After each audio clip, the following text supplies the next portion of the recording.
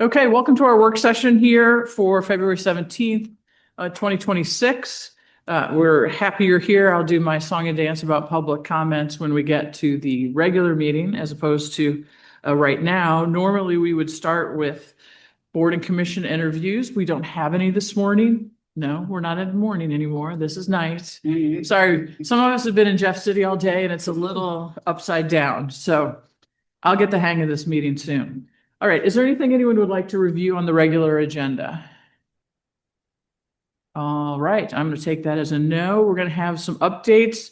Councilmember Franklin, since you're there, is there anything you would like to update on? Nothing for me, Madam Mayor. Thank you. Okay, thank you. Jamie? Oh, thank you, Mayor. Yes, I was in Jeff City all day today with MML and got to chat with a lot of our decision makers there and share some information about the things that are important to Webster. I was really thrilled to be there, and also did some hard advocacy for maintaining the SWMD funding. Again, thanks to the city for that support. The BDC met right after our last meeting. We have a coffee coming up April 16th. That the topic is going to be about taxes and how that impacts our business communities. That will be a presentation by Pat Kelly, who is the director of the Metro League here in St. Louis. So that'll be a great morning of information. And yeah, the BDC is working on their year-end report and budget presentation. All right, thank you very much. Councilmember Bliss? No updates. All right. No updates, Mayor. No updates, Mayor. No, ma'am. Right, we're just gonna keep moving forward here. I do have a couple things.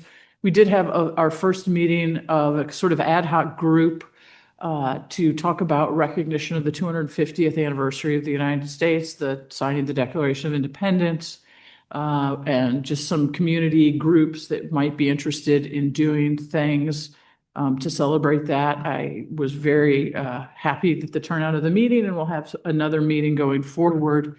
I said this in the meeting, and I'll say it now. We have the country's best 4th of July celebration already, so we don't need to add much.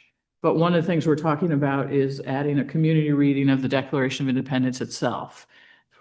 All walks of life, kids and everything. So I'll keep you all updated on that. Emily and Jamie were both able to make that meeting as well. We were in Jeff City today for the Missouri Municipal Conference. The legislature is doing its thing. We're going to consider a resolution in a little while that talks about the vital role of local government. And once again, Jeff City is forgetting that there is a vital role for local government in a lot of what they're doing right now. So hopefully we'll not see as much out of that in the future or by the end of session. But there is one bill that's moving pretty quickly that I wanted to alert you to, and that is a bill that would require municipalities to bear the cost of replacing or relocating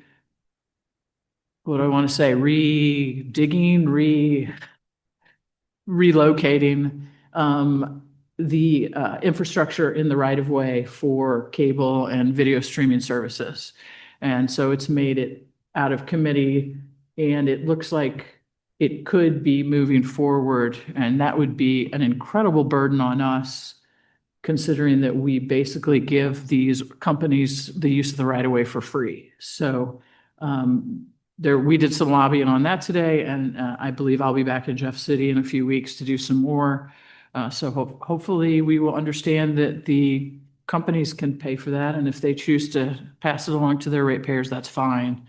But it isn't the public's responsibility to pay for that. All right. I think unless someone has now remembered something.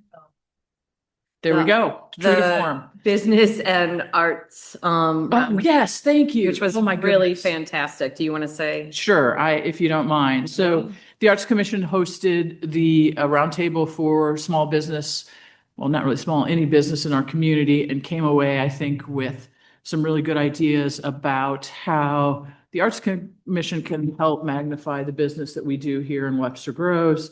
And I think it's going to be an ongoing collaboration rather than a one-shot opportunity. I do also believe that the Arts Commission will, in the future, have a community session rather than just a business owner session for people who might have ideas and thoughts on the topic of arts and business collaboration.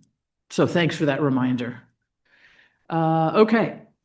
We have our code audit topic, and that is Deputy City Manager David Bookless and Director of Planning John Wagner. We get you both, huh?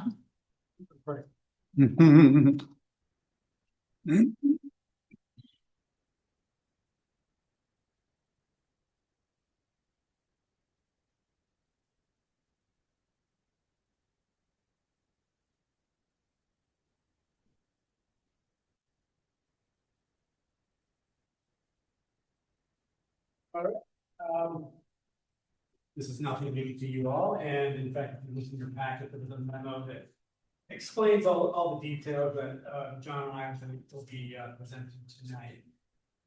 I'll try that again. In your packet tonight, you have a memo. This presentation basically just summarizes that memo.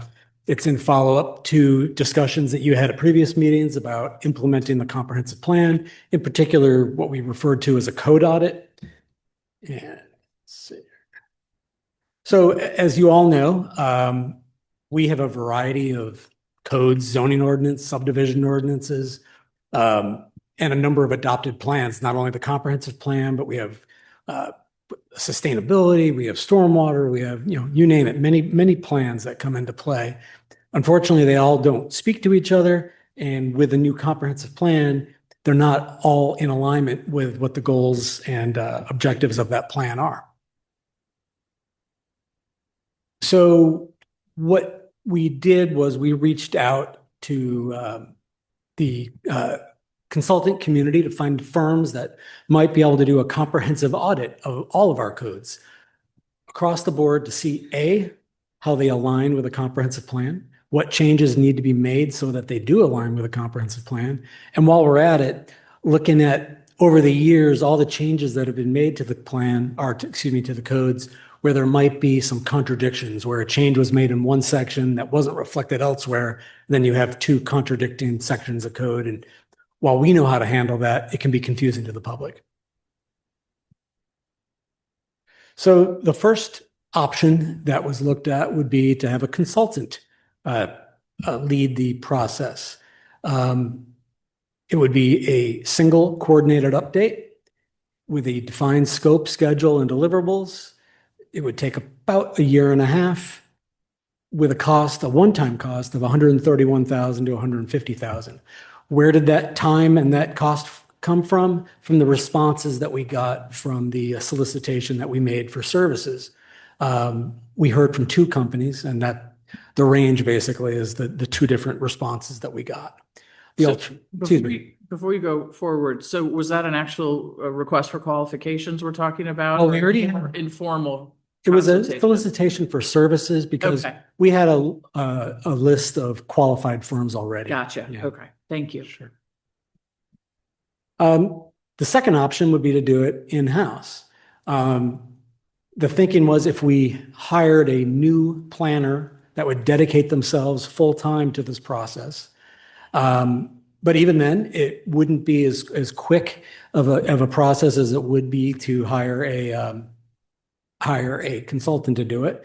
And based on best practices, the understanding it would take about 3 times as long as it would to have a consultant.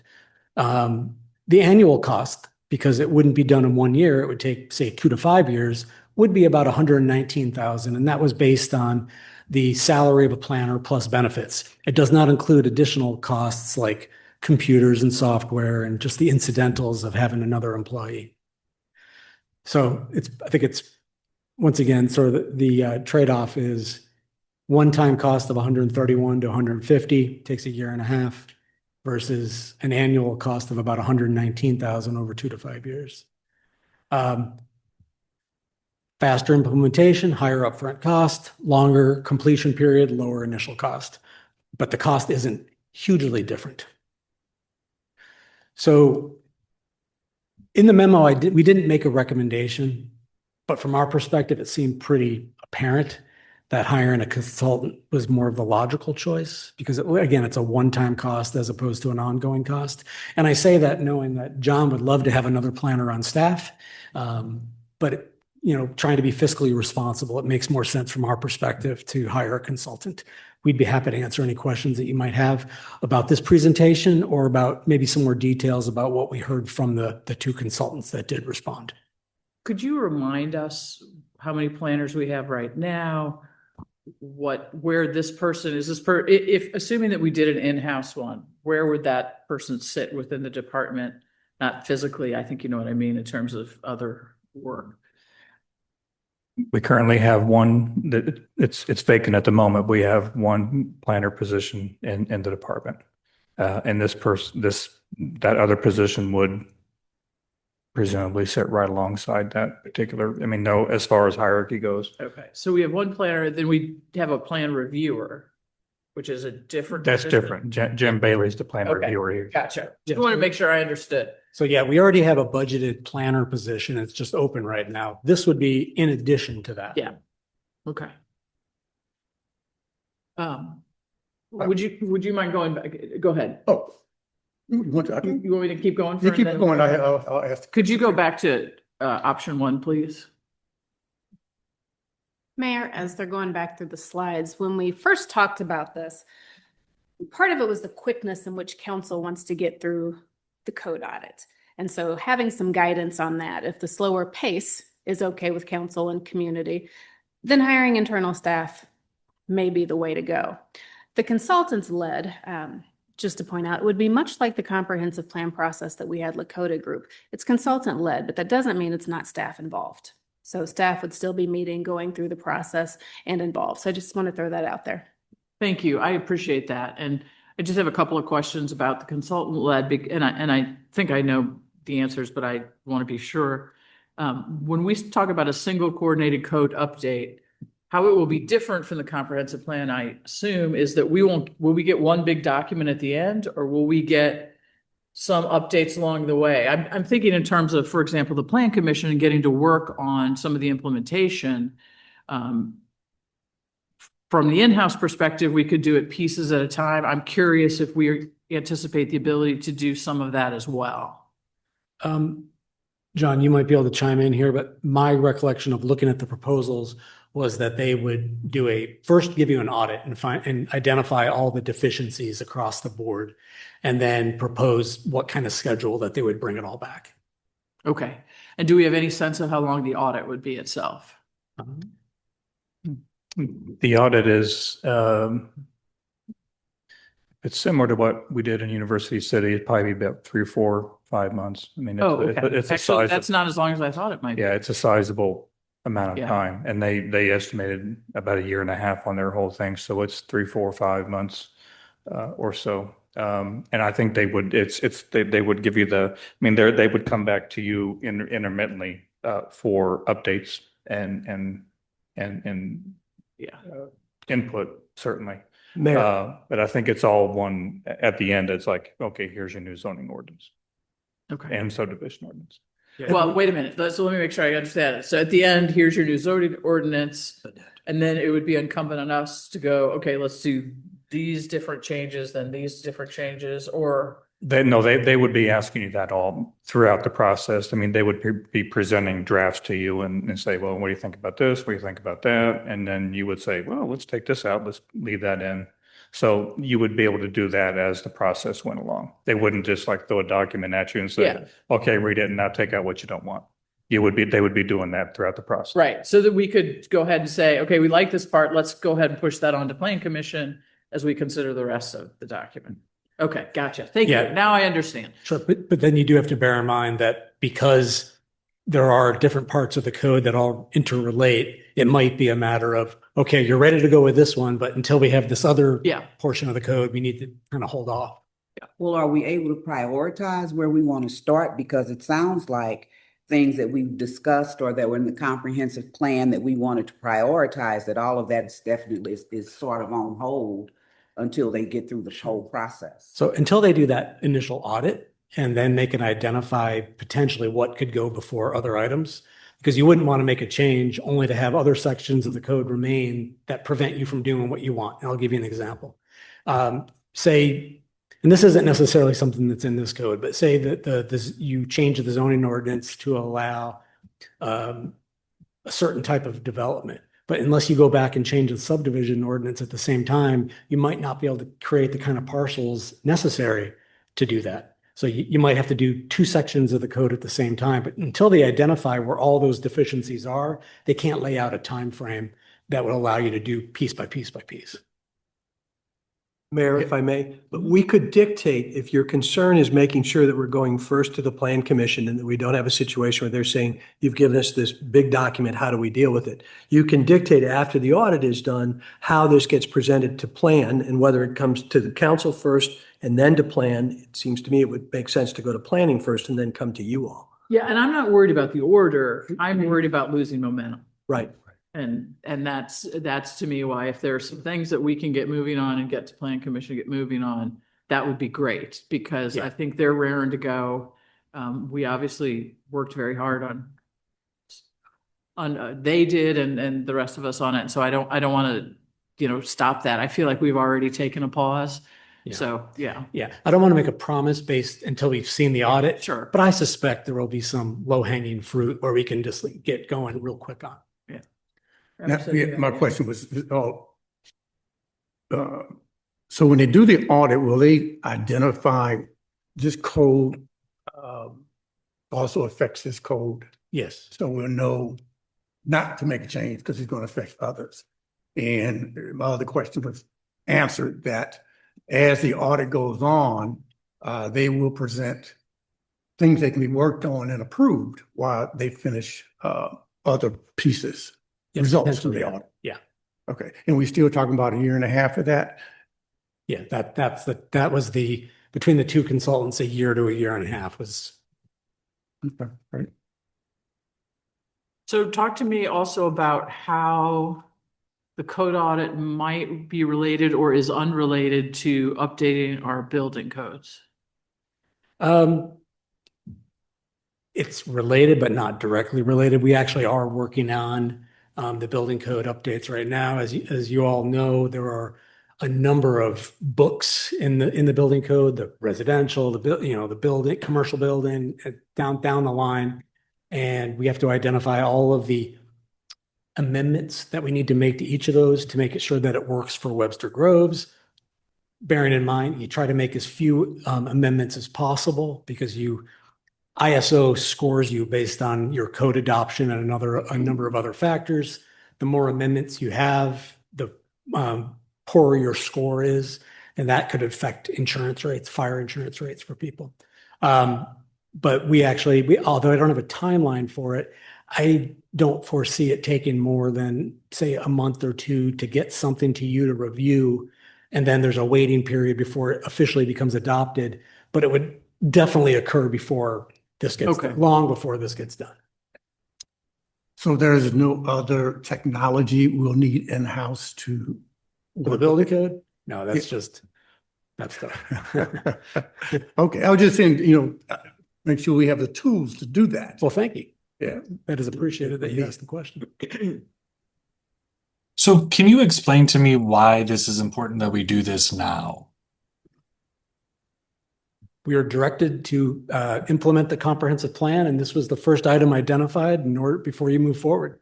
You have to have a code that supports the plan before you can have the kind of development and progress that you'd like to see. Isn't that putting the cart before the horse a little bit, right? We have a plan.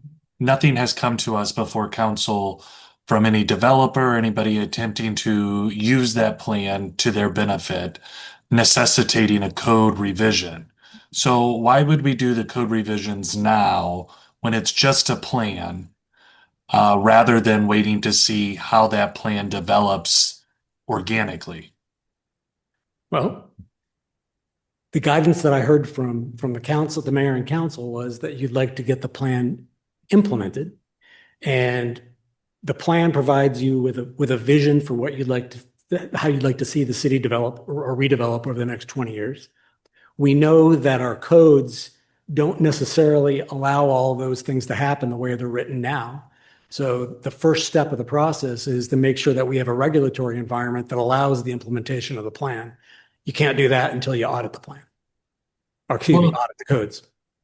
I guess you and I are just in disagreement because it seems like to me the first step would be someone that actually wants to enact the plan, like to utilize the plan, necessitating the need for a code revision. So in other words, we're creating code revisions for something for a plan that may never actually be utilized. So I would look at it a little differently, David. I would say we are creating fertile ground, more fertile ground for developers by bringing our code into compliance with the comprehensive plan. Because if you're a developer and you know I still have to go have the zoning code changed or something else changed for my project, I'm not sure that I would be willing to take that on, because we've said we want to do it, then we should do it. And that to me means that we are an environment that is more open and inviting for people to do projects in line with the comprehensive plan than if we just sort of waited for them to show up. I mean, I met with a couple of developers who are excited about the comprehensive plan and want to know when we're going to get it done. And in their mind, getting it done means making our ordinances consistent with it. Isn't this a goal that the council has been looking at for the last 4 or 5 years, is to get our codes in line with I guess, the county? Well, I think we're talking about two different things here too, right? I mean, I think what you're talking about is building codes versus what David's talking about is the ordinance changes that would solidify the comprehensive plan. Hmm. Yeah, we're only responding to the request that was made of us by you all. And that's what do we need to do to implement the comprehensive plan? And the first step of that would be, in our opinion, would be to revisit the code. I think I'm going to play Emily Hickson Shepherd for a minute. If she was here, here's what I guess she would talk about is the North Old Webster district that right now has their 4 or 5 different kinds of zonings. The comprehensive plan has set up the kinds of things that we'd like to see in business districts. We now need to make our ordinances and the zoning in that area comply with the comprehensive plan so a developer can come in and do something. Not one developer doing, I don't want to scare anyone, we're not talking about another Douglas Hill, but we can do better in terms of making it attractive for people who are doing smaller projects. Well, then let's do that. Let's just do that. Like like why don't we as councils decide which part of the comprehensive plan we want to implement it and do it in a manner that that we believe is going to be the most conducive to creating the development that we want or the implementation of the comprehensive plan. Doing this wholesale reorganization or this audit of our ordinances does not seem to be like a good use of our money or time.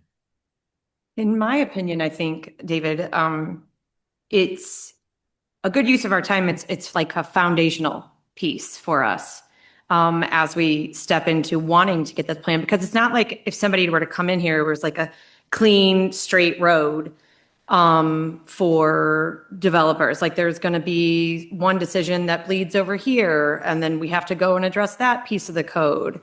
So I think if we can kind of get our house in order, then we might have it just, yeah, like the mayor said, fertile ground. It could be really attractive to people who are like, okay, we mean business. Here's this comprehensive plan. We've cleaned up our code. We're ready to do this. But I thought the comprehensive plan was the foundation. Well, you said it yourself. It's a plan, and you know very well that we're not governed by plans, we're governed by ordinances. And so if we don't enact the plan, then we really haven't finished the job. And that's, I guess, my point is like, let's decide what part of the plan we want to implement and do it, because us doing an audit and then implementing the plan says it's no longer a plan, it's actually ordinance effectively. It's a plan. And so in Yeah, my mind, it's right. like, well, let's have those discussions as to which parts of the plan we want to actually have an ordinance for. But wouldn't we have to do that anyway with this, even with this exercise? Because we got to start with something and we have to prioritize where we start. I mean, I would think the one thing that concerns me about not doing it, for example, consultant led, is it being drawn out for 4 to 5 years. And then we've got things that we need in place so that we can go to the next step, or we can implement other processes, or address things throughout the comprehensive plan that we can't, because we're yet to getting to the code updates that are necessary to make those things happen.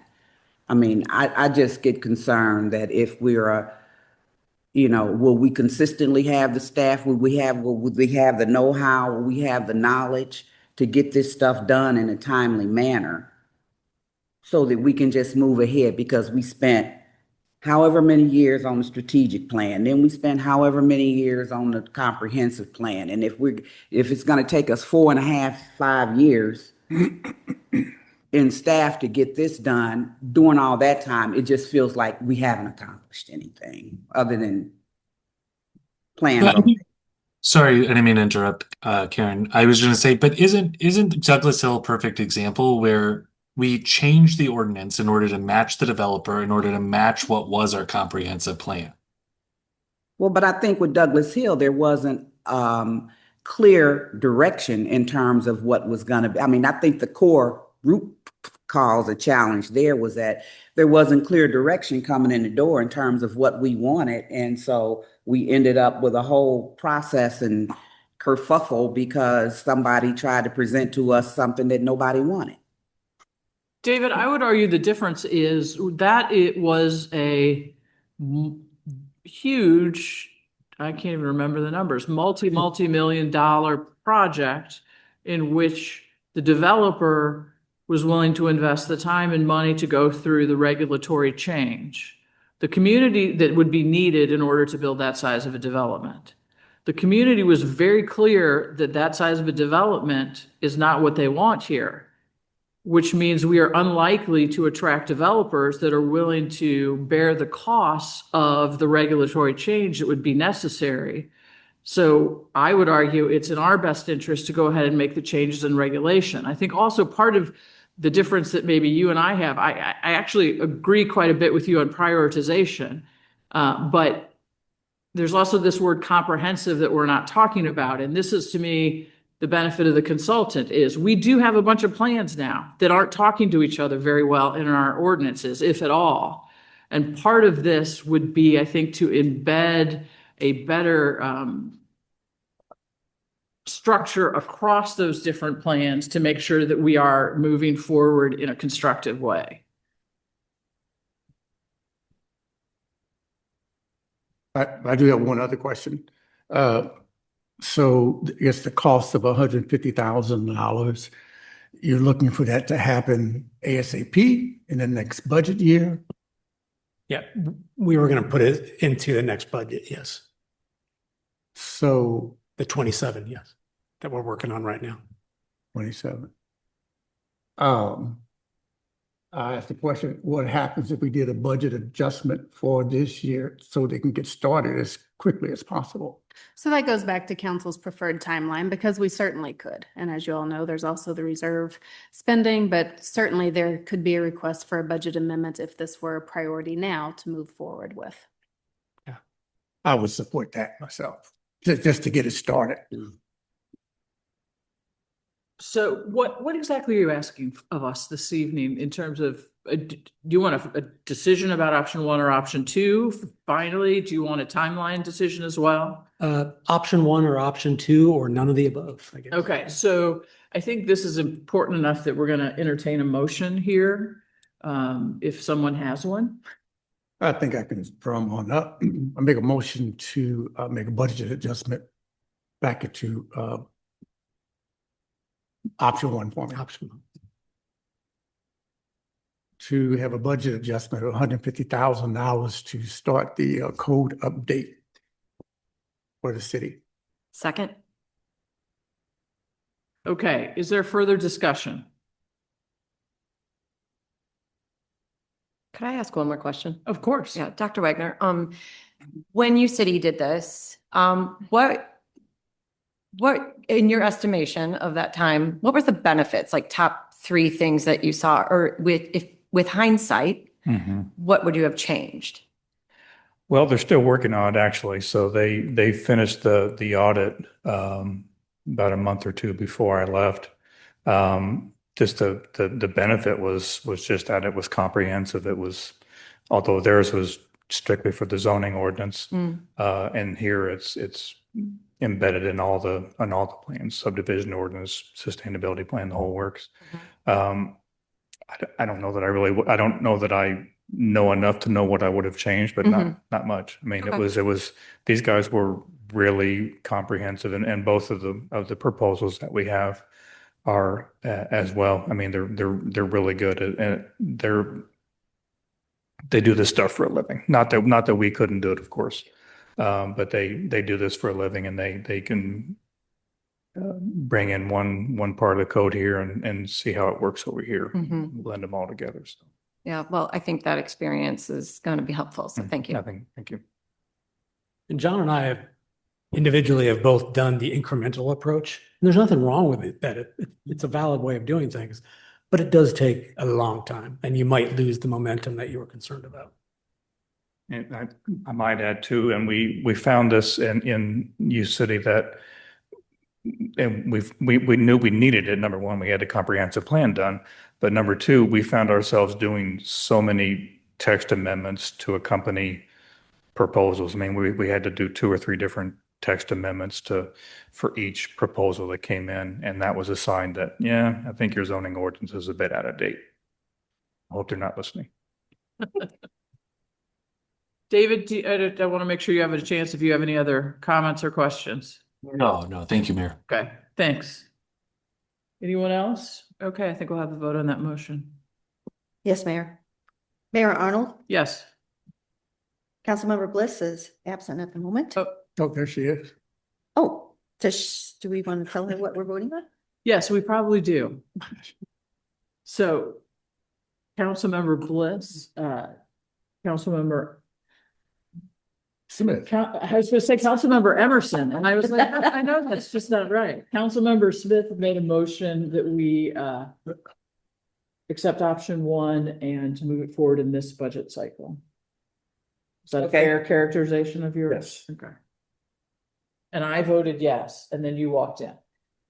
Yes. Councilmember Franklin, No. Councilmember Smith, Yes. Councilmember Alexander, Yes. Councilmember Hickson Shepherd is absent. Councilmember Hassemer. Yes. All right. Go to work, guys. Get it done. Well, and I will say one thing, we're telling them to get it done, but it's going to be incumbent on us when people bring us things that we actually make some decisions here. And Exactly. give some very specific feedback so that they can move. So we need to be aware of our own selves too. It will go to plan first and then come to us. Is that the? Well, the question was, would it go to plan first and then come to us? I think eventually what is presented from that does, but I think in terms of talking through prioritization, I assume that would be with us as opposed to with Plan Commission. Yeah, it'll be like an iterative process where they come back and forth a few times. And when you finally come to a decision, then eventually it goes to Plan Commission for the final. And that's only for the zoning ordinance that they Yeah, review. right. Okay. And would this be an opportunity of where there's existing ordinances or codes where we've already discussed things we want to see when we were talking about, for example, the rental, or we were talking about fixed area ratio, that this is an opportunity to address those things during this process. This is not something that has to be done first, and then we got to go back and try to address some of these things that we've said we would like to see changed in alignment with the comprehensive plan. Yeah, that is my understanding. Okay. We are ahead of schedule by some miracle. Oh, boy. So because we are required to start at 7:30, everyone can put their feet up for about 20 minutes, but we are starting on the button.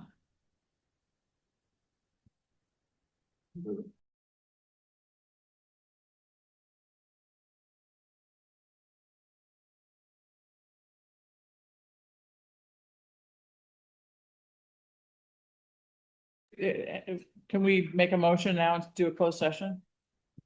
Subsections 1, 3, 13. Okay. Councilmember Smith, will you go ahead and do that? Councilmember Bliss is saying. There's a reception. Oh, I can't. Saving it. I make a motion to go into closed session, executive closed session for number. 1, 3, and 13, and I would suggest we. Yeah, we can do that. We promise not to mess anything up, Kate. For attorney-client privilege communications, personnel. Yes. And personally identifiable records. Personally identifiable records under subsection 13. 13. Do I have a second? Second. Mayor Arnold, Yes. Councilmember Bliss, Yes. Councilmember Franklin, Yes. Councilmember Smith, Yes. Councilmember Alexander. Yes. Councilmember Hasselmeyer. Yes. All right, welcome to the February 17th meeting of the Webster Grove City Council. We are happy to have all of you in attendance. We welcome questions, ideas, and comments from those of you in attendance.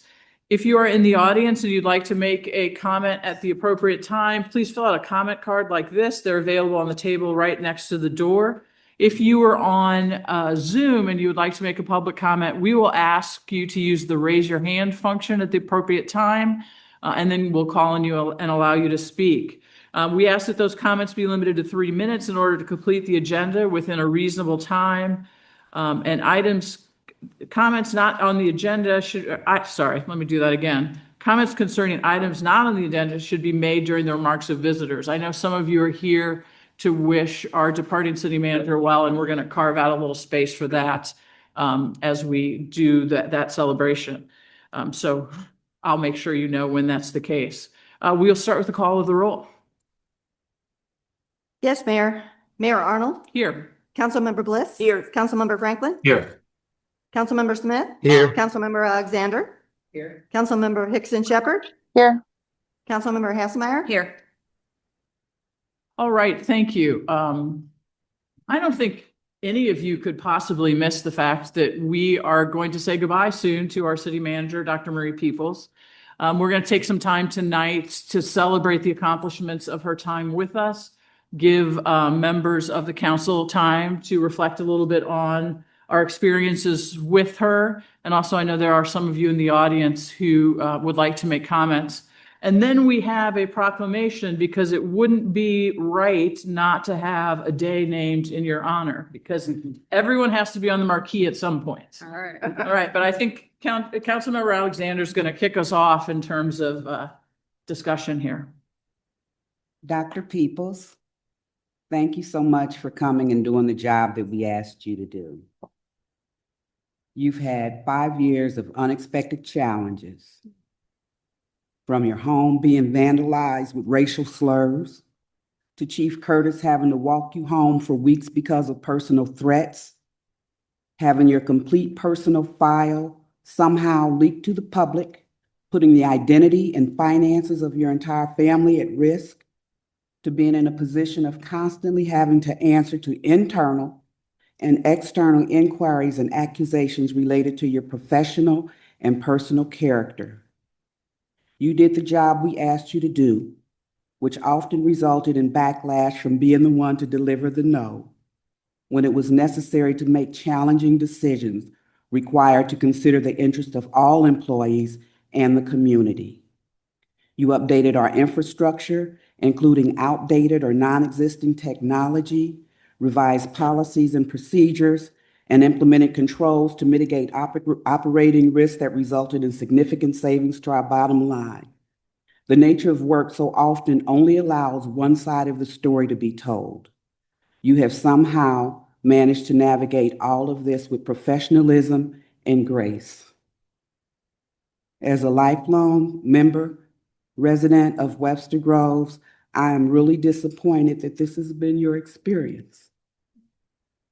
I cannot thank you enough for the job you've done, and I wish you nothing but the best in whatever the future holds for you.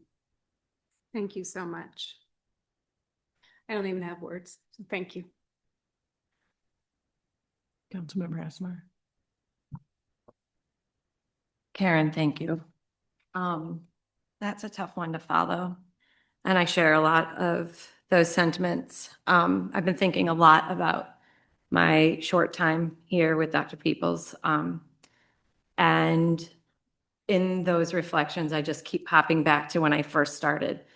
And I just felt way over my skis. And you were always calm, patient, kind, and explaining like the most simple things about government because I had just no clue. I am so grateful to you for your patience with a new person. And you didn't just take me carefully by the hand. You made sure I understood how things worked. You just insisted on directors taking time out of their busy schedules to bring me up to speed on what was going on. You care deeply about your work. You care deeply about the people. And I felt that care deeply. And I'm so grateful to you for the time that you took, the energy that you gave. This is, I've said it in our BDC meeting, this was a bit of a fixer-upper. And you took this challenge on with grace, especially with all that you've endured. And you've set us up for success, not just the physical building and making improvements and identifying where there were opportunities for improvements, but our vision and setting us up for what's next. I am really grateful that I had this time to work with you. I'm sorry if anything I've ever said or done caused you pain or harm. And I just want you to know that I'm so grateful that Webster Groves was able to have you in our community. Thank you, Councilwoman. Councilmember Franklin. Yeah, thank you very much, Madam Mayor.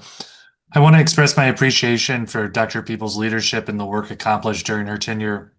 Under her administration, sales tax, our largest revenue source, continue to be a vital foundation for funding essential services and strategic investments. The passage of Prop W, a voter-approved capital improvement bond, enabled significant community projects, including the planning and completion of our newly renovated aquatic facility, now a valued amenity for families and residents alike. Like any public official in a vibrant community, Dr. Peoples' work drew scrutiny in local media, including coverage in the Webster Times. Some reporting raised questions about allegations of improper spending and financial oversight, issues she and the city responded to openly, while noting the annual third-party audits had continued to show the city's books were in order.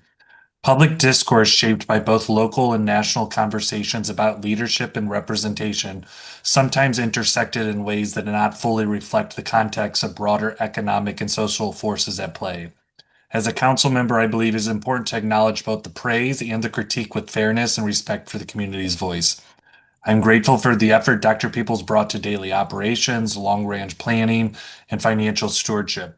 Her role in advancing key initiatives from infrastructure improvements to ballot measures that empowered residents to invest in our city's future deserves recognition. On behalf of the City Council and the residents of Webster Groves, I thank Dr. Peoples for her service and commitment to our community. I wish her well in the next stage of her professional journey, and she will be sorely missed. Thank you, Councilman Franklin. Dr. Peoples, I've enjoyed getting to know you, and you are one of the most efficient and well organized people I know. And again, like underscoring what Jamie said about bringing us along, making sure we all felt like we were heard, or that if we weren't heard, that we made sure we were able to, that you would underscore it and say it back to us. You have helped bring the city into the current technologies, You streamlined processes and you helped us with a strategic plan that really aligned us when we had no idea that we really needed one. Thank you. I know it's been a lot of hard work. There's been sacrifice. I really appreciate, and I'm very thankful I've gotten to know you. Likewise. Thank you. Councilmember Shi? Yes. Dr. Peoples, I want to recognize your exceptional leadership, dedication, and service to our community. Throughout your tenure, you have demonstrated a steadfast commitment to strengthening the city's operations, fostering transparency, and ensuring that the needs of the residents remain at the heart of every decision.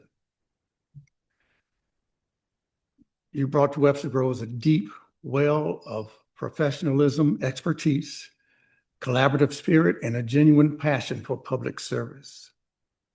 Your work has advanced key initiatives, improved organizational effectiveness, and helped position the city for long-term success. You have been a champion for community engagement, encouraging other open dialogue and building meaningful connections between residents, staff, and elected officials. Your contributions will have left a lasting and positive impact on Webster Groves, one that will continue to shape the city's future for years to come. I extend to you my sincere gratitude to Dr. Peoples for her service, your integrity, and your unwavering dedication to the well-being of our community. Webster Groves honors Dr. Marie Peoples for her outstanding contribution and wishes her continued success in all her future endeavors. Councilmember Hickson Shepherd, up. I'm here. All right, please, if you would like to continue. Yeah, I'm sorry I'm not there in person to celebrate you, Dr. Peoples. As you know, I'm under the weather, but I've had the privilege of working with you since I was elected to City Council nearly 4 years ago. And under your leadership, the city has made great strides in modernization and updates to technology, security, and workflows. Transparency has been a focus, and more information is available publicly. You've been instrumental in multiple sizable undertakings, including the comp and class studies to make sure that we are paying staff appropriately, the strategic plan that we worked with together with council, Prop W for the Destination WG for park improvements, and the comprehensive plan. While the scope of these projects can be daunting, they have each been done with care and professionalism and transparency and community engagement. And this work and more has been integral to bringing the city's organization forward and setting us up for a strong future. I'm grateful for the insight and kind advice that you've shared with me over the last few years. I appreciate that you've always been happy to meet with me and also with members of the community. You're the only city manager I have known, and I've learned so much from you, likely more than you would realize. I will miss working with you, Marie, in our roles here in Webster Groves. Thank you for your dedication and the work that you've poured into our shared community. And I wish you all the best. Thank you. All right, thank you. Before you all hear from me, I know there's some people in the audience who would like to make some comments. So I'm going to just start in the front row. I know former Councilman Sarah Richardson is here, and council member, not councilman, excuse me. Please come on forward. Good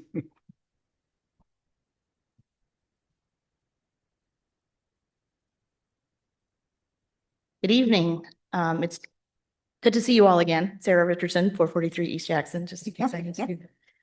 I appreciate the opportunity to speak tonight as we say goodbye to Dr. Peoples.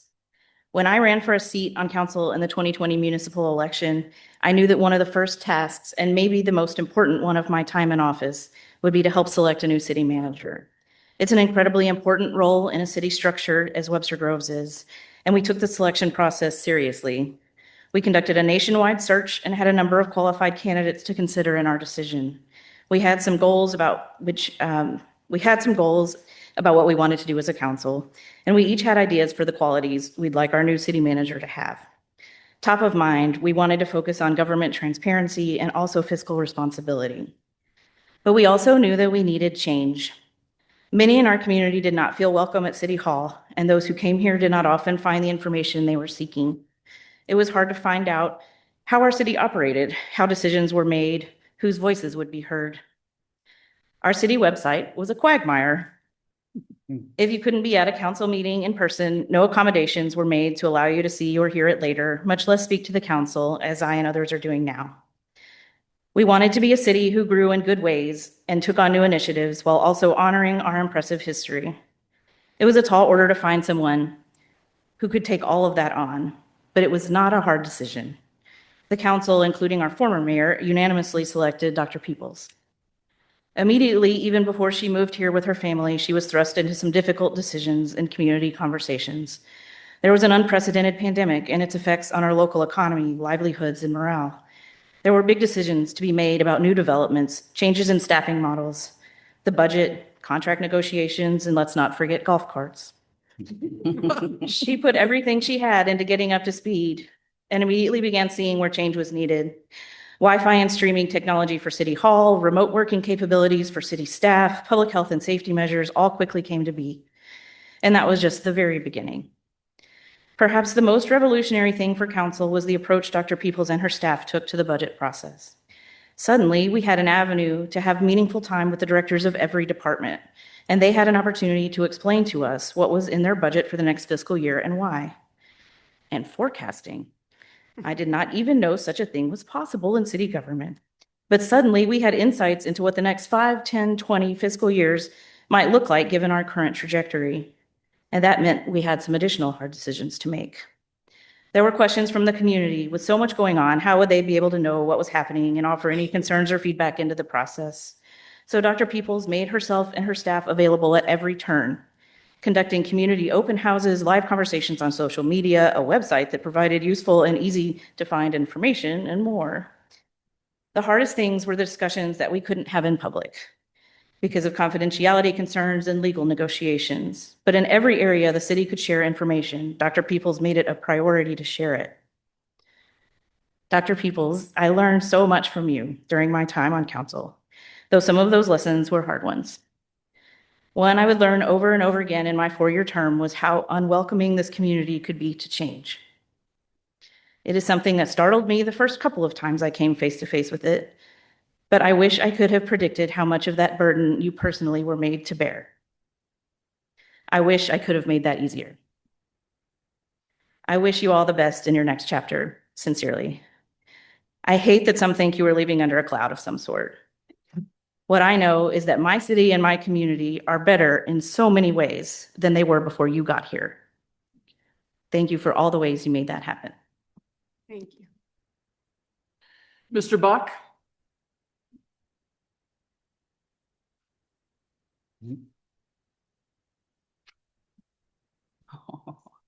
Is that me?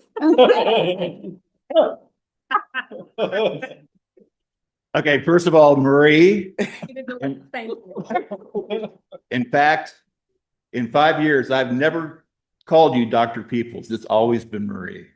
So Marie, may I please have the privilege of singing to you tonight? Okay. Okay. Are you sure? Background. I can always gavel. I'm just kidding. I'm just kidding, Dave. Go ahead.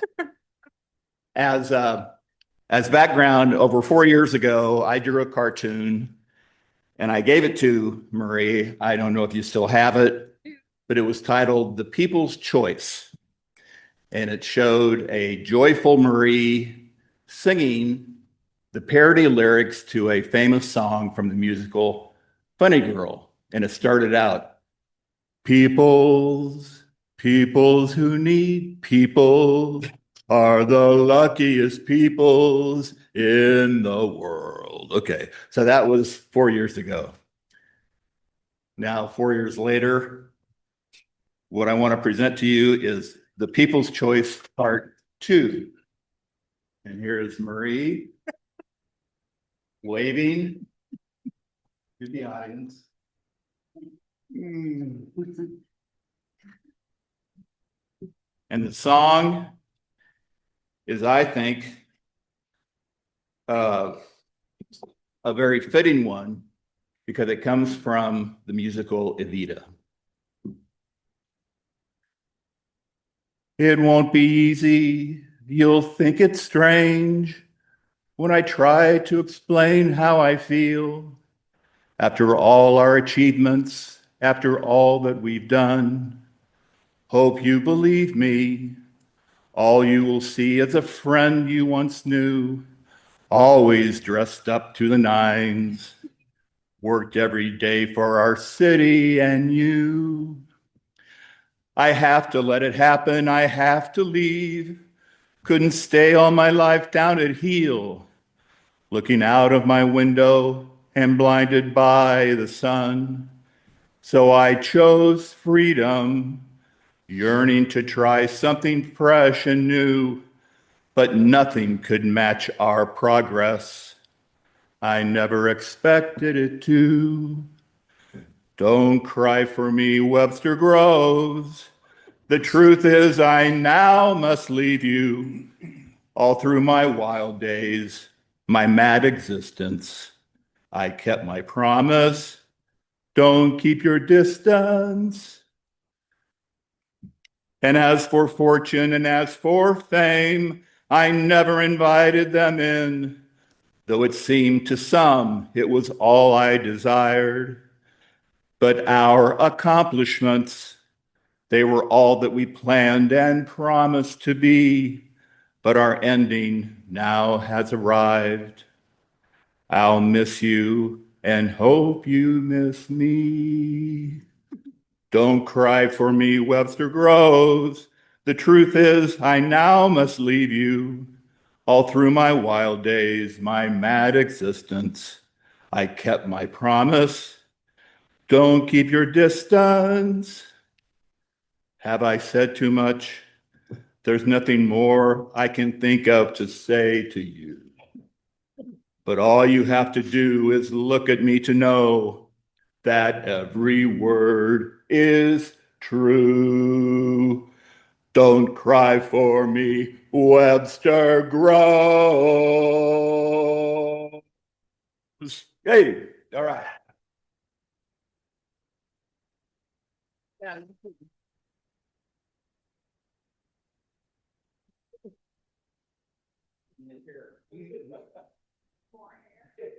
All right, do we have any other members or any people in attendance who would like to make any remarks? All right, so, okay, hold on. Mr. Davis is on the move, so we'll let him go first. Mr. Hotaling, Mr. Donovan to follow. I'll follow that because this is not for me. This is a message from Farrell Carfield, who couldn't make it tonight but wanted to send a short note. Dear Marie, thank you for pouring your energy and expertise into this town. One of the best ways I tell people to get to know your work is your annual budget letter. As part of a 250-page PDF, it's maybe not a popular read, but the accomplishments and challenges of each year are spelled out with clarity and with so much heart. 6 pages to understand everything Webster Groves is doing to plan for the future with eyes wide open. I've also enjoyed getting to know you a little bit as a neighbor, a lunch date here and there to laugh, hear how your son is doing in my home state of Arkansas, and admire your wonderful sense of style. I'm sorry that stories of simple, friendly relationships were often buried by ugly rumors. Our time together was always a bright spot. I'm extremely grateful for your services to Webster Groves and wish you an amazing adventures ahead. Farrell. Thank you. Yes. Clark?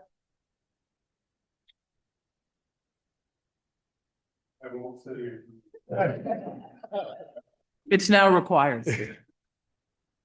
And as a salesperson, I was paid by the word, but now I've retired, so this will be short and brief.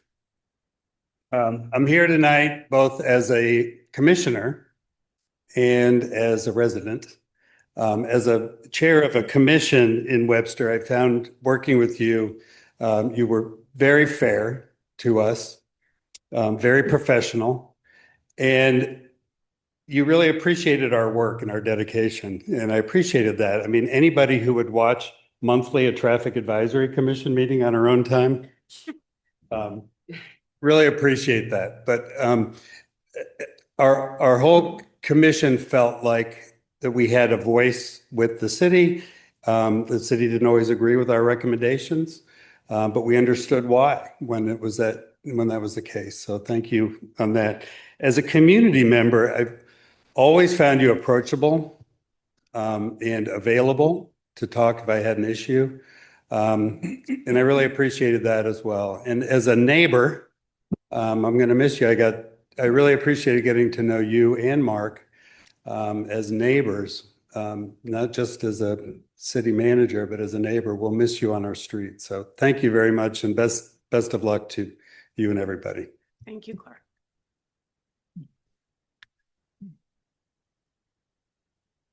For the record, that was Mr. Clark Hotailing.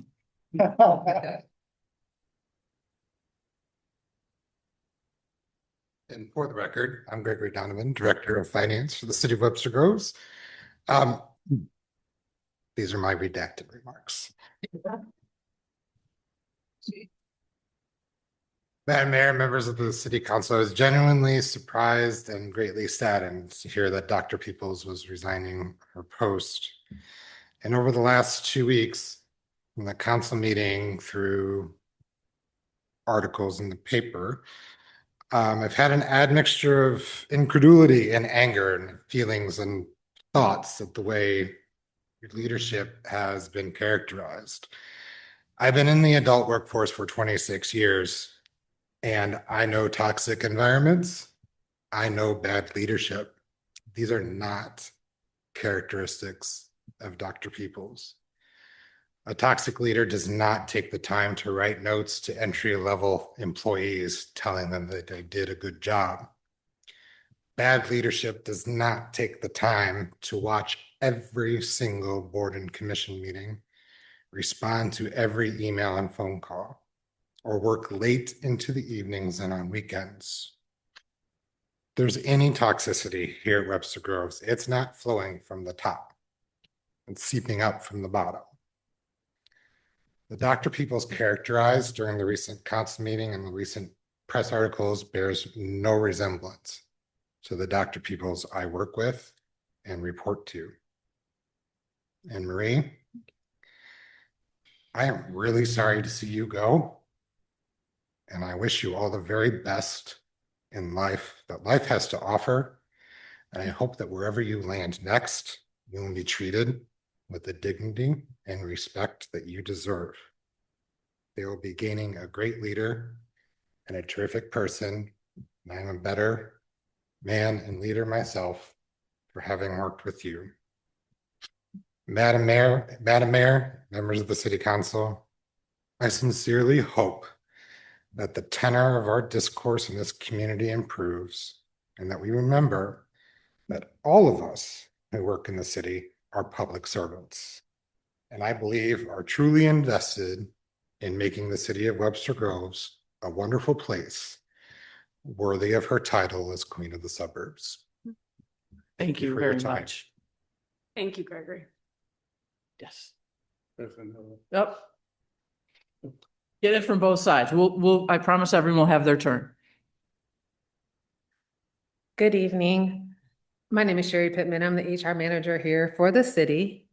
I just want to say that under Dr. Peoples' leadership, we have seen real progress, whether it's investing in leadership development, modernizing policies, or raising the bar for performance. She's led with integrity, transparency, and respect for both staff and elected officials. I have tremendous respect for Dr. Peoples. She has been a source of knowledge for me as I've navigated my role with the city. During my time here working alongside her, I have observed a leader who is strategic and disciplined and deeply committed to this organization and the community it serves. Organizational change is never easy, and strengthening accountability, elevating performance expectations, modernizing policies, and shifting culture can all be uncomfortable and many times unpopular. I have personally observed Dr. Peoples navigate difficult personnel and organizational decisions, always with careful consideration, review, and clear commitment to fairness.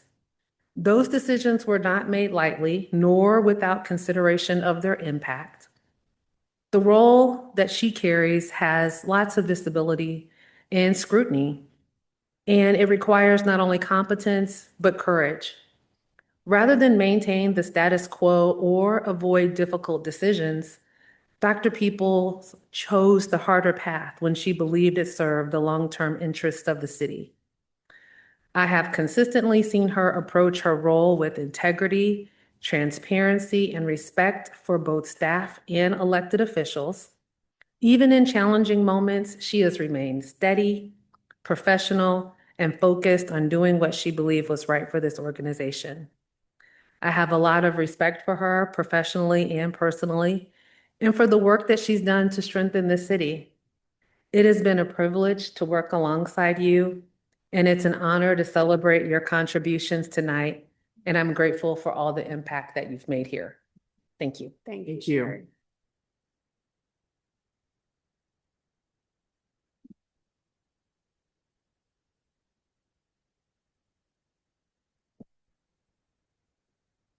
Good evening, Mayor and Council. My name is Amber Withicum. I'm the city manager for Maplewood. I wasn't planning on speaking tonight. We don't do this in Maplewood. We don't have a roast. This is such a great celebration. We're going to import this tradition into our city. When Mayor Arnold said, "Are you going to speak?" I was like, "What are you talking about?" Yes, I'm going to speak. I came into my job 2 years ago. It was a bumpy entry, and that was made really difficult by the press. One of the first city managers in the region to reach out to me was Dr. Peoples, to provide an introduction, to give me support, to talk about how our cities could collaborate, and to become a friend. This job is really hard, and it is really lonely. And Dr. Peoples has been such a comfort and a support to me in my own professional journey. And I would be remiss in not thanking her, not just for her service to Webster Groves, but for her service to this region and to me personally. So thank you. Congratulations on everything you've done here. I know it's a hard road, and I hope to follow in your footsteps in so many ways. Thank you. Thank you. Yes, James.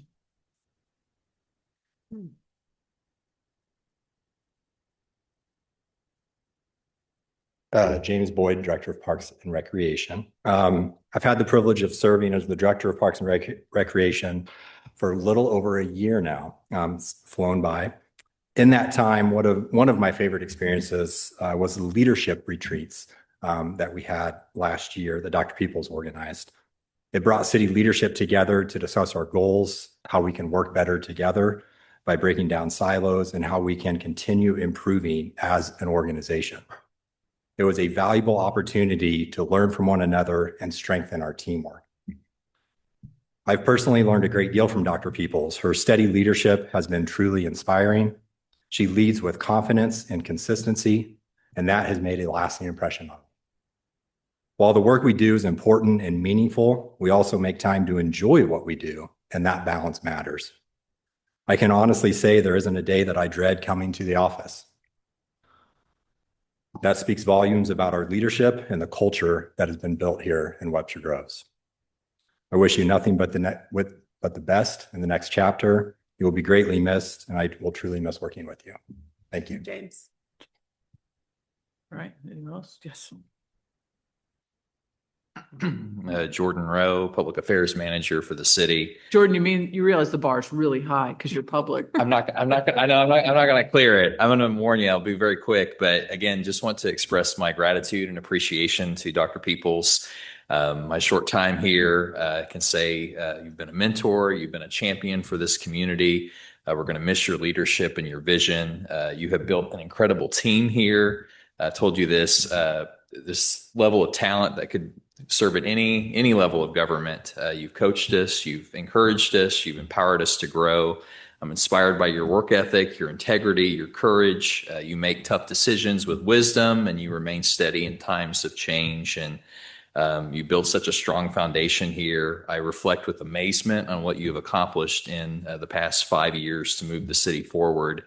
Thank you for coming here, and I'm very sad that you're departing, but just wish you all the best and all the success in the world in your next endeavor. Thank you, Jordan. Yep. Thank you.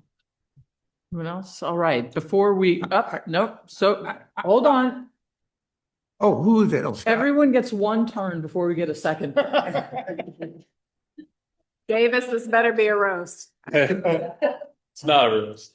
Could be, but I've had the privilege of working on Scott Davis, Deputy City Manager. I've had the privilege of working on Marie for the last 5 years. MP came to the city following Steve Wiley, our 2-decade-long tenured manager, and also in the middle of COVID, which really upset the world and upset the apple cart, changed the way we had to look at providing services. We needed to right size our staffing levels. Following either one of those two things would be very difficult. Doing both at the same time, wowzers. The grace and the hard work that Marie put into that to steer our ship with a hand on the rudder and a vision of where the city should go is admirable. She's been my supervisor for the entire 5 years she's been here. We've been on the same side of many decisions and on the opposite side more than once. But during all those issues, she always listened.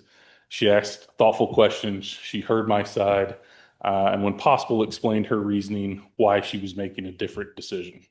She always made that decision with the best interest of the city in mind. As a team player, I didn't always like that, but as a team player, I realized that having a supervisor and being part of a team means that you don't always get your way. Her decision was never personal against me or my department, but for the city as a whole. Now that I'm part of the city manager's office, I've gained an even greater understanding of that decision-making process. None of the city manager's decisions are made in a vacuum. They're discussed with the department directors. They're discussed with city council. They're vetted through our city attorney. They're workshopped with the deputy city managers and HR and other folks in the admin team. We look at it from every angle before any of those decisions are rolled out. None of them are made lightly. Every decision affects our residents' lives and our staff's lives, and Marie takes that to heart. Over the last year and a half, MP's really mentored me as I moved into this role. She's been willing to answer all my questions. She's provided her insight. She shared her knowledge. And even some of our really tough days have always been filled with little moments of laughter and goodness. I thank you for that. Marie, you're leaving behind more than just a clean desk and a list of achievements. You're leaving behind a city updated with technologies, better policies, and a playbook for us to follow. You're leaving a team of people who are more confident and more capable because you were in our corner. I'm not sure where your life's travels will take you next, but I'm envious of the people at that destination. I'll miss you, my friend. Best wishes, and thank you. Thank you, Scott. I just want to take a moment to acknowledge that Scott Davis used the word wowzers Yeah, I in front of the city council. Yeah, I did. Councilmember. Yes, I just wanted to make one more statement that before Dr. Peoples was the city manager, Webster Groves was not part of an organization called the National League of Cities. All city managers, council people, all across the nation attended this particular convention or meeting every year. We didn't know anything that even existed to create those relationships to other councilmen all across the nation. And Dr. Peoples introduced that to Webster. And because she introduced it to Webster, next thing we know is that National League of Cities, they brought their program here out of all the cities in the United States. Dr. Peoples and her staff were asked to be on panels, discussion, the different committees. I mean, Webster Groves became a point of discussion, positive discussion for the National League of Cities. So hopefully we'll keep that process going. But Dr. Peoples is the one that recognized and got us interested and affiliated with the National League of Cities. Before I move to more general remarks, also say because of that collaboration, we ended up with a Safe Streets for All grant for more than $2 million, which will change the way we think about bikeability and walkability in our community. Without that partnership, I don't believe that we as a city would have been able to have a winning grant application. So it's not just about what we look like and the connections. There are real benefits to our citizens from our participation in that program that you introduced us to. All right. Do I get to go now? Yeah. Okay. So about half of what I was going to say has already been said. So I'm going to skip a couple of things, but I do want to talk about, I think several people have talked about change being hard, and it is hard. And the word new, I think, comes up a lot with some of the things that you've worked us through, and they have been really hard. For example, you inherited the middle, or you came to us in the middle not only of COVID, but of the Douglas Hill process. And throughout that process, you did your job, which was give us as much information as possible so that we could make the best decision for the community. And at the same time, that's when we first got the glimpse of your view of what community engagement can and should look like. And ever since that time, I believe this city has expanded the way we think about community engagement. For some people, it's let me see what I need to know on social media. Our social media presence is, well, we didn't really have one before. And now it's really, I think, kind of amazing for a city our size. We didn't do surveys anymore. In my time as a council member, we maybe had done one.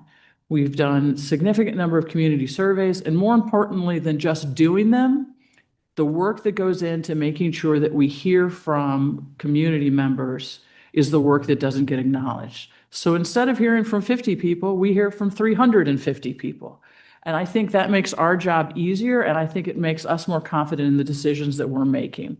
And that's very different than, I think, the way we operated before you arrived. I also think in terms of the way we that's the wrong word, engage with community members. You know, a town hall is a great thing, and I can stand up. I've gotten pretty good at giving you 3 minutes on why I think something should happen the way it should happen. But really what our community wants, because we're a smart community, they want to actually have a conversation. And we have shifted toward kinds of events that are those conversations rather than a let me talk, you listen kind of arrangement. So I think if not the most transformational thing you've done for us, I agree with the technology, I agree with all of that, but how we approach community engagement is entirely different. And the way I think that that is a lasting legacy is through the Charter Review Advisory Board, which actually put forward and we adopted that is now part of our charter. It's not something that's optional to us as a leadership organization anymore. This is who we are now, and that's not who we were before.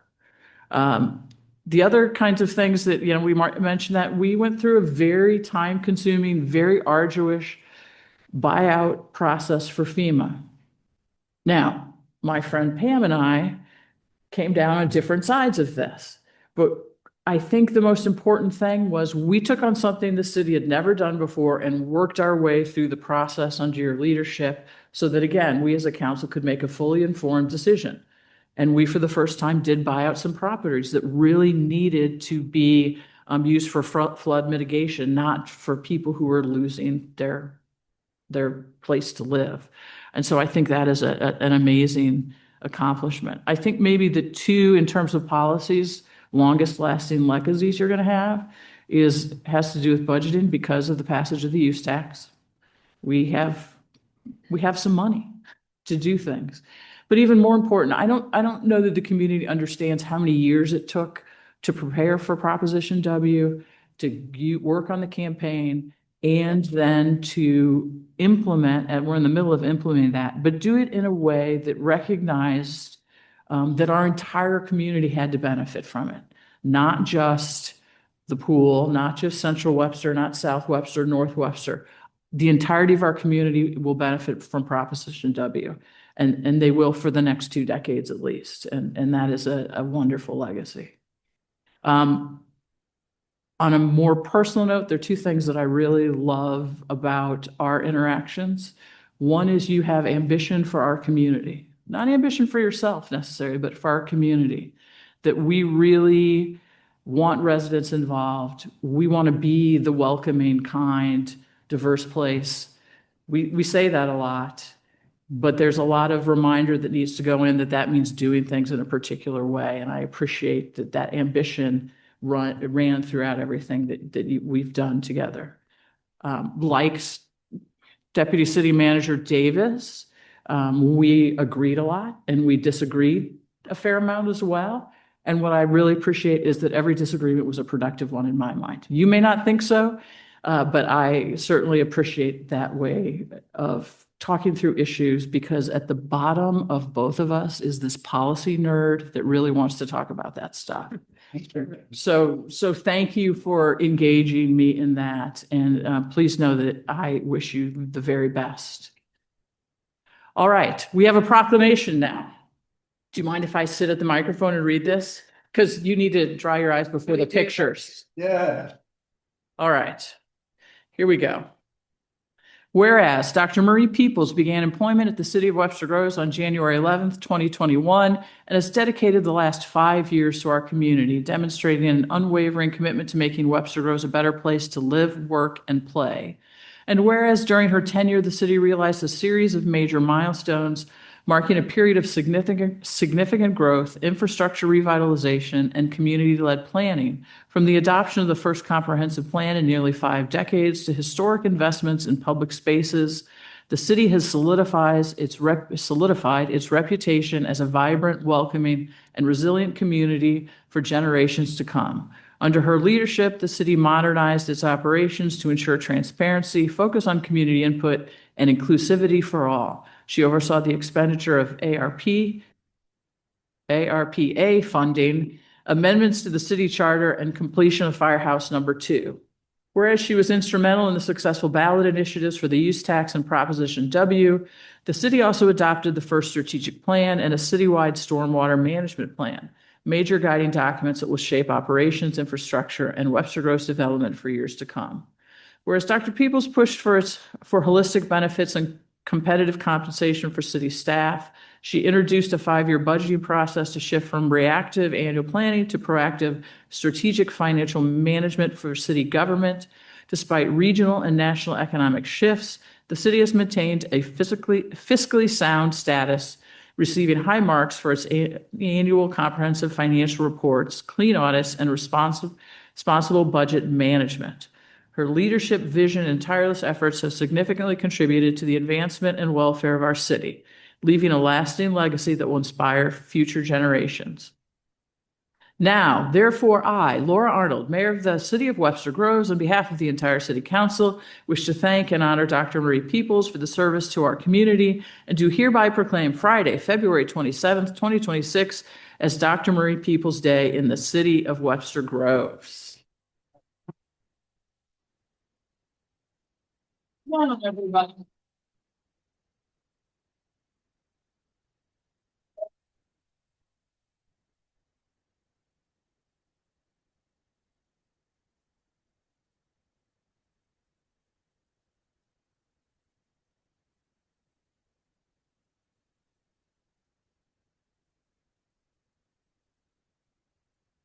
You got to stay in the middle. We can all go. Yeah, here. Oh. Can we get David's picture of that? Very good. 3, 2, 1, go. 3, 2, 1. Good, thank you. Okay. So I know you all are here for other business we're going to do. We're going to take about 10 minutes, and you're welcome to join us to have a piece of cake. So if we're going to keep you here a little longer, at least we're going to feed you. Oh, my Lord, I forgot the most important thing. And luckily, there are council members right out here. You just didn't go for it. Come on back. That's fair.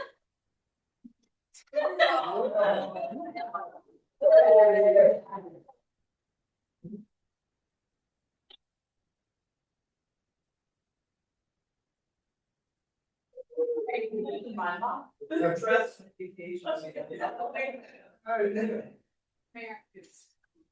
Oh, yeah, sorry. I didn't leave you that out quick. Thank you.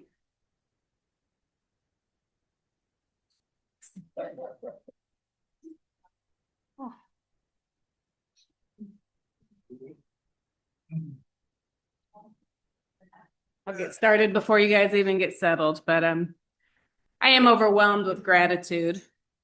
And as I start transitioning away from my role as city manager, I want to share that over the past 5 years, we've accomplished a whirlwind of work together, and I'm incredibly proud of what this organization has achieved.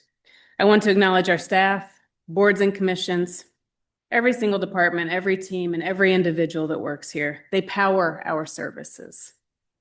From Public Works Department to the Fire and Police Departments, from Finance to Parks and Rec, from the Planning Department to Community Engagement to the Front Desk to the SS4A and IT to administrative staff, Human Resources, and to the Law Department. Every function in between. The professionalism and dedication keep this city moving, and it has been my privilege and honor to work alongside each of you. Thank you to the council for the opportunity to serve and for your partnership in advancing so many initiatives. We've collectively built a strong foundation, and the future is bright. I'll be cheering everyone on and checking in to see all the great things still to come. I'm proud of my time with the city, and I am so deeply grateful for the experience. So thank you, guys.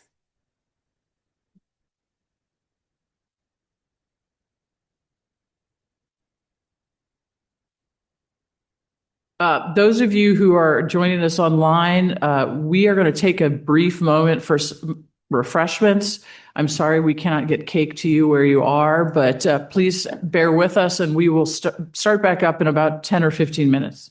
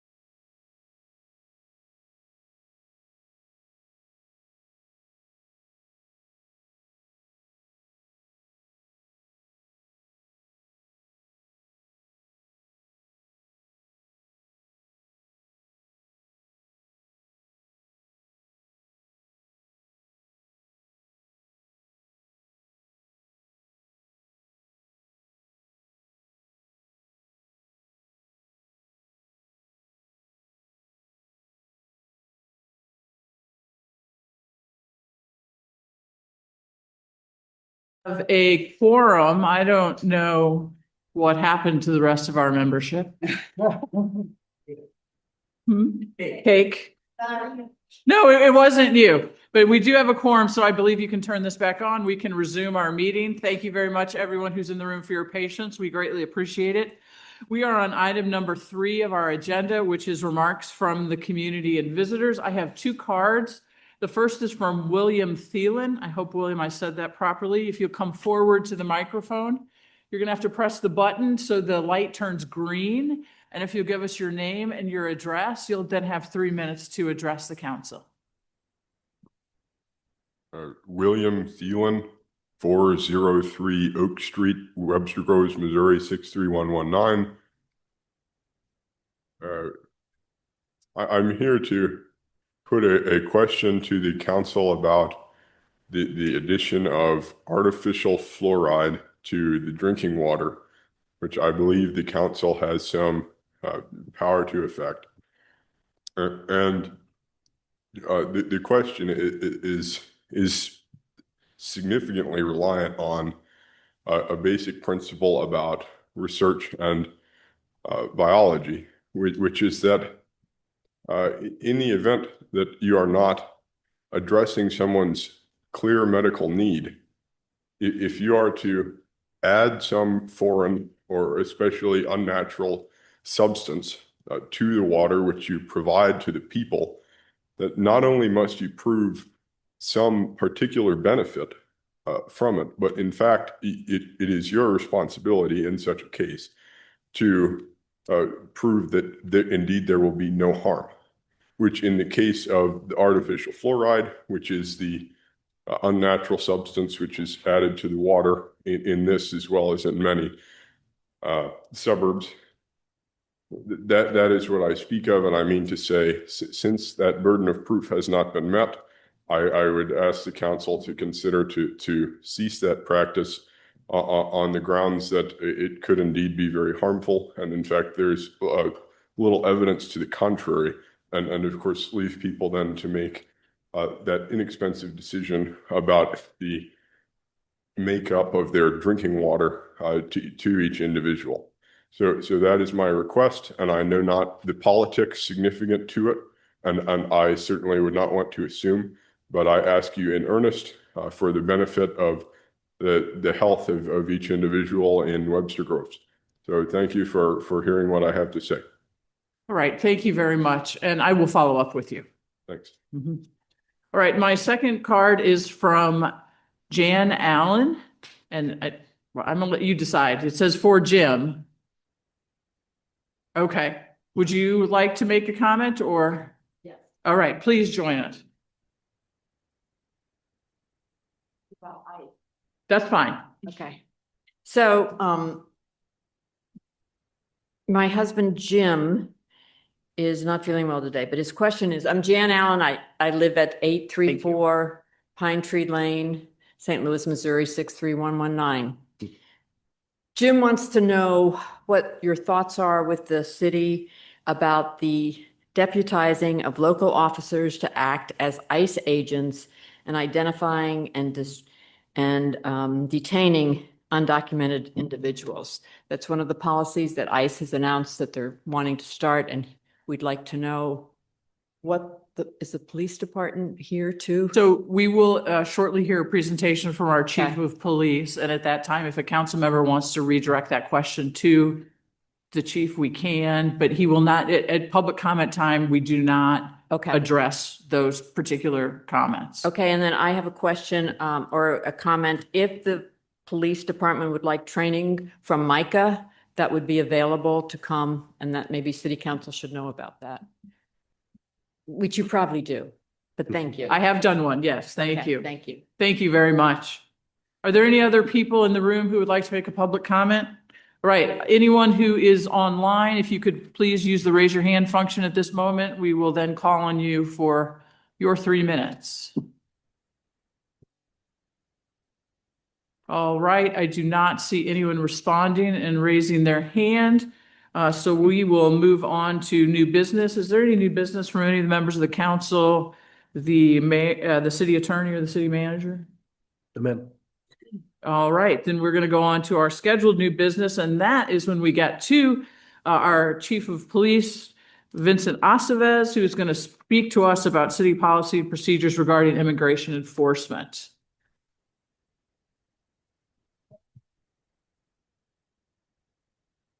Pardon me? No, thank you. So good evening, everyone. Good evening to all the residents that showed up tonight. We appreciate you coming out. Council members, Mayor, thank you very much. My name is Vincent Aceves. I'm your Chief of Police, and I'm going to share some information with you this evening. Webster Groves Police Department is committed to serving every member of our community in a lawful, professional, and impartial manner while maintaining public safety and trust. Our focus remains local public safety. We will continue to follow the law, cooperate appropriately with partner agencies, and ensure our resources remain dedicated to protecting and serving the Webster Groves community. I'm going to answer some frequently asked questions that we've received as an organization and as a city over the last couple of months. And I hope this clarifies some things for our community members. The first question is, does Webster Groves enforce immigration law? No. The Webster Groves Police Department does not enforce immigration law. Immigration enforcement is the responsibility of Immigration and Customs Enforcement, a federal law enforcement agency. The next question is, what if Webster Groves Police Department receives a call reporting someone in violation of immigration law? We would not act on that. We would simply refer that caller to ICE, as immigration law enforcement falls outside of our authority. Does Webster Groves Police Department assist ICE? If ICE notifies Webster Groves PD of a planned activity in Webster Groves, which has not happened in my almost 2 years of being here as the Chief of Police, Webster Groves PD may assign an officer to monitor the situation for everyone's safety, which is consistent with how we respond to notifications from any other law enforcement agency. If ICE requests emergency assistance, Webster Groves Police Department would provide mutual aid as required by state law. Webster Groves Police Department remains focused on serving the community in a lawful, professional, and impartial manner. In reference to the question that came up earlier, what is a 287G agreement, and has Webster Groves adopted it? Essentially, what a 287G agreement is what the resident earlier described as ICE being able to deputize local law enforcement to work on their behalf.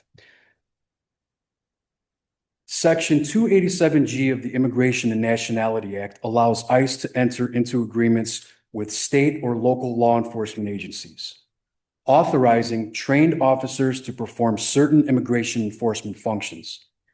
Webster Groves PD has not adopted and will not adopt a 287G agreement. ICE maintains a public list of participating agencies, and only a small number of agencies in Missouri currently participate. Has ICE been operating within Webster Groves? Webster Groves Police Department is not aware of ICE conducting any operations in Webster Groves, nor are we aware of any upcoming operations in Webster Groves. Does the Webster Groves Police Department report individuals to ICE? Webster Groves Police Department does not routinely report individuals to ICE. However, if a person is arrested for a serious criminal offense and is identified as undocumented, ICE may be notified. Does Webster Groves Police Department report the immigration status of arrestees? Yes. Under Missouri Governor Kehoe's Executive Order 2505, all Missouri law enforcement agencies are required to share immigration status data with the statewide Uniform Crime Data Reporting System for individuals charged with crimes in Missouri. The Missouri Department of Public Safety, and the Missouri State Highway Patrol are responsible for collecting this information. I want to end my comments with one final piece of information. As I said earlier, in my almost 2 years of being here in Webster Groves, we have not dealt with ICE. ICE has not been in here to the best of my knowledge. And usually federal agencies will notify you if they're coming in. ICE being no different. The second part of that is I really want to, I like the word that you guys used earlier. I think you said underscore. I want to underscore something I said at the beginning of my commentary. It's about our police department and how we objectively and partially police Webster Groves, and we care about our community. In my almost 2 years of being here as Webster Groves Chief of Police, we've had one complaint lodged against an officer from the community in almost 2 years.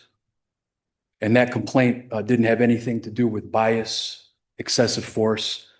That complaint was based on the fact that the person that filed the complaint felt that we should have made an arrest when we did not. And I say that, again, to underscore the fact that we have a great police department downstairs. We have a professional police department downstairs. We have a police department downstairs that cares about the community and keeping everyone safe. That's our mission, and that's what we're going to continue to do. Thank you. Right. Council members, questions for the chief? Oh, yeah. Yeah. Yes. Oh, sorry. Please go ahead. Okay.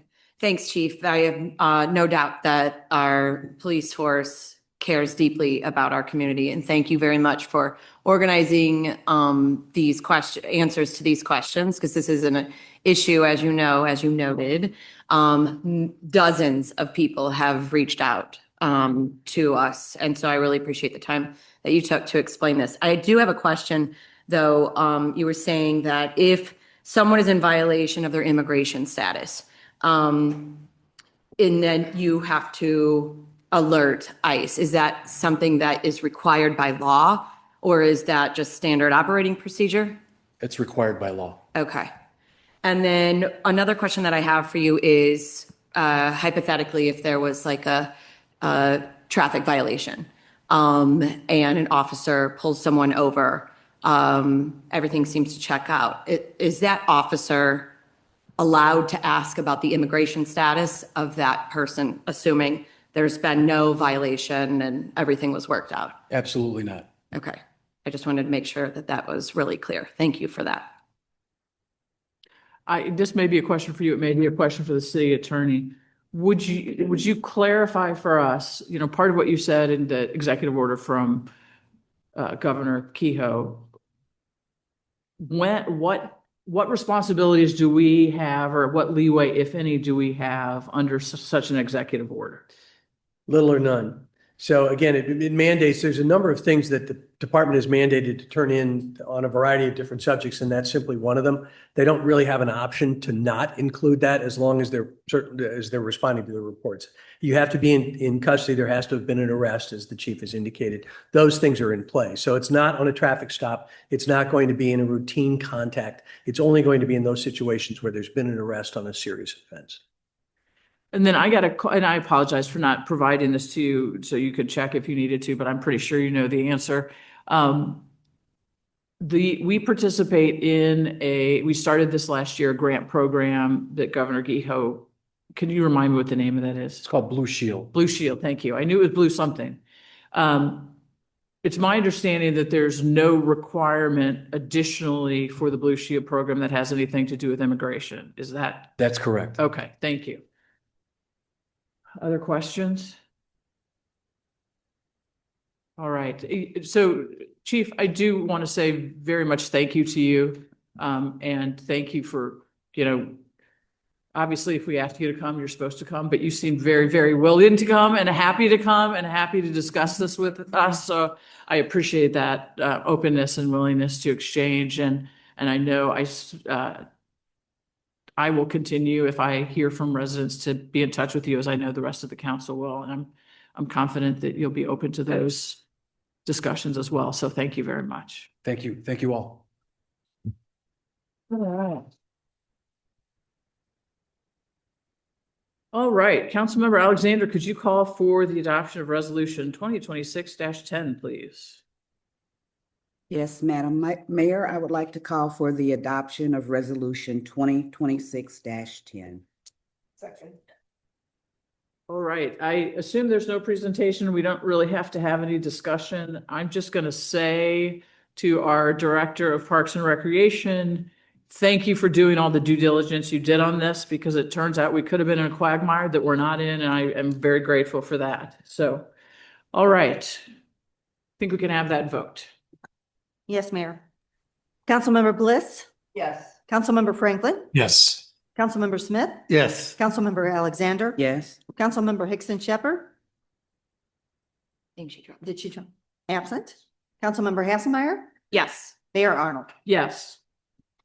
All right, Councilmember Hasselmeyer, could you call for the adoption of resolution 2026-11, please? Yes, Madam Mayor, I'd like to call for the adoption of resolution 2026-11.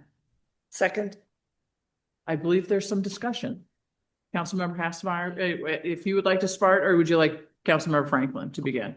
And we're going to read the resolution now, yes? All right, if Fabulous. that's how you'd like to If start. that's, well, I'll just say, just to give this a little bit of background, Councilmember Franklin and I have been talking about getting a resolution pulled together to address what's going on at the federal level, especially how it impacts us at the local level. And so a lot of back and forth, a lot of time, a lot of meetings with some really important and passionate people. And we're grateful for that input. And I am deeply grateful to David for pulling this resolution together. And it's really beautiful. So thank you, David, for that work that you did. Jamie, I have just a couple comments Yes. before. Awesome. So I just want to say first, thank you to Jamie for her assistance in this. And together, I think we're presenting this resolution for something that should be self-evident, but apparently needs saying out loud in 2026. Local government matters. Webster Groves has been doing this work for 130 years. We have filled potholes, funded police and fire protection, supported our library, balanced budgets, and helped neighbors through floods, recessions, and everything in between. We are not a think tank. We are not a cable news panel. We are the level of government people call when their street floods, when a tree falls, when a business wants to open, or when they simply need help. Local government is where democracy stops being theoretical and becomes practical. This resolution is not partisan, it's structural. It's about federalism. It is about the basic constitutional design that says power should not pool in one place. It's about the understanding that the government closest to the people is best positioned to reflect their lived realities. Over the past several years, we have seen a steady pattern. Higher levels of government restricting authority, canceling or curtailing funding, and shifting responsibilities downward. Grants for infrastructure, support for housing, public safety funding, disaster mitigation, cybersecurity coordination, social services. These are not abstract line items for us. They are roads, officers, emergency responders, seniors, families, and small businesses. When those resources are withdrawn, they do not disappear. They land here, on this dais, in this chamber, and in our budget.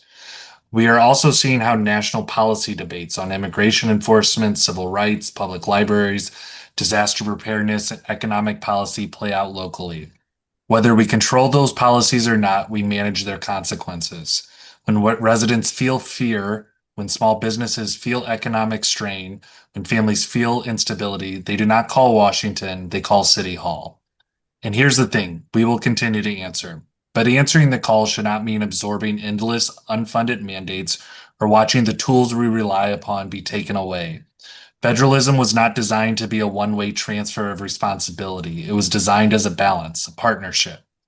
This resolution simply asks that the state and federal leaders respect that balance, restore funding critical to local governance, respect municipal authority, recognize that strong cities are not obstacles to democracy, they are its foundation. Webster Groves is not asking for special treatment. We are asking for functional governance, for collaboration instead of preemption, for support instead of obstruction. At the end of the day, democracy does not live in press conferences. It lives in places like this, council chambers, school board meetings, and public libraries. It lives in neighborhoods. It lives in cities. And if we believe in American democracy, then we must believe in the people and the institutions closest to it. Thank you. Sorry, Madam Mayor. Oh, no, thank you, Councilmember Franklin. Okay, so we are going to read this resolution, all of us here on council, and we'll take turns. David, do you want to start with the first piece? Sure. Whereas the city of Webster Groves, Missouri, one of the largest, oldest, and most continuously engaged municipalities in both St. Louis County and the state of Missouri, has delivered 130 years of stable, effective, and community-driven governance to the people of Missouri. And Whereas municipal governments such as Webster Groves are the closest form of government to the people and are uniquely positioned to enact policies, direct resources, and provide services that reflect the lived realities, priorities, and values of the residents, not those imposed by distant state or federal offices. And whereas the preservation of local control and the protection of our nation's 250-year-old federalist structure designed intentionally to prevent the concentration of power and to safeguard democracy at its most local level remain essential duties of every municipality. And whereas recent federal and state actions, including new laws, administrative directives, and unprecedented reductions or cancellations of funding streams, have increasingly stripped local governments of the authority and resources necessary to do the job voters elected them to do. And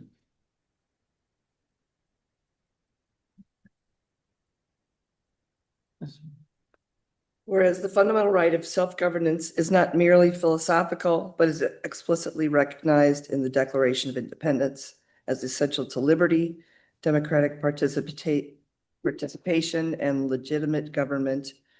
And whereas our representative democracy functions best when elected officials at all levels work together, not when higher levels of government impose unilateral restrictions, shift burdens downward, or substitute political ideology for community-driven decision-making.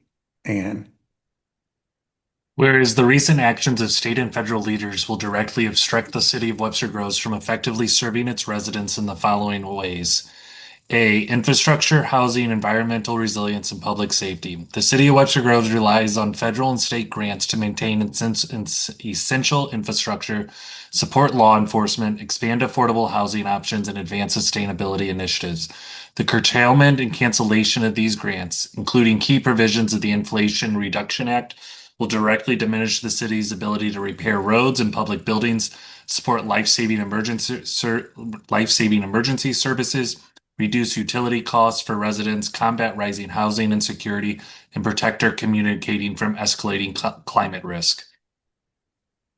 B, economic stability and sales tax revenue. Sales taxes constitute over 1/3 of the city's annual operating budget. Recent federal tariffs and rapid inflation have undermined household purchasing power, discouraged consumer spending, and negatively impacted Webster Groves' local businesses and commercial districts.